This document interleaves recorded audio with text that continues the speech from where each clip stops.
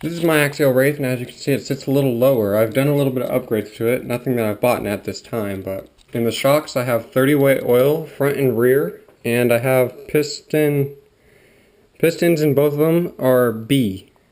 On your parts tree it would be number 3. I don't know if you can see that.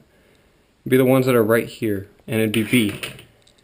And I've put in, like I said, piston B, and in the shocks with 30 weight oil, both the same front and rear. And if you look where the shock's mounted, up top, I've flipped it. So normally these would be down here on both sides, but I've actually flipped this over, and it mounts exactly the same way, but it gets your truck to sit lower in the rear. Because normally the shock, I haven't done anything to the shock besides the pistons and the weight, but it lowers the overall stance of the vehicle, so it's not as a high center of gravity. I've done that both sides, as you can see, right in there, right here. And I have the shocks a little bit lean forward. I found this upgrade on the Toys forums online, and it is pretty good. I had the vehicle rolling around before. I've had it for now 2-3 days, and the vehicle was not performing to what I liked it to. I'd seen it had a high center of gravity, but I knew about that. And it was rolling over a lot, which I also knew.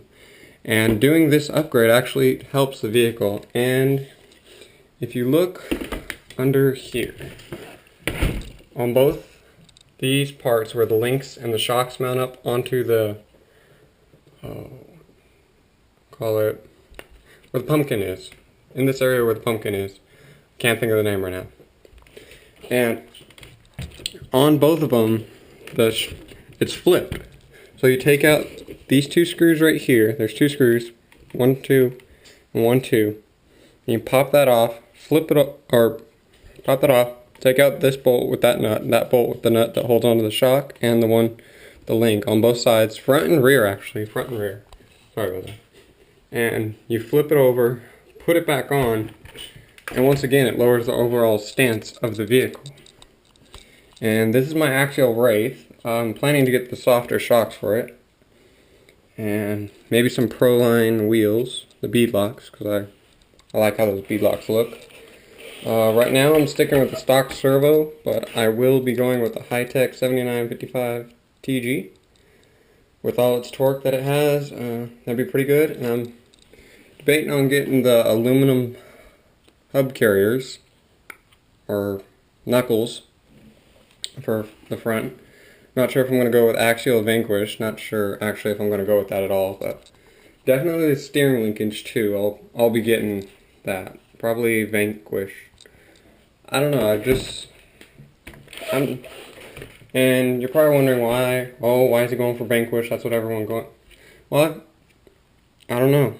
I just like how the Vanquish stuff looks, and Axial's, it's pretty nice. Actually, from what I've seen online, Vanquish is actually about $10 cheaper, so save me money. Alright, I'll go with that part. And people are always talking about it. And I run the Traxxas plugs on my batteries. And I also got it soldered up on there. And I have it, so I cut this open a little. I don't have a Dremel, so this doesn't look all pretty and everything. Sorry if you didn't see that.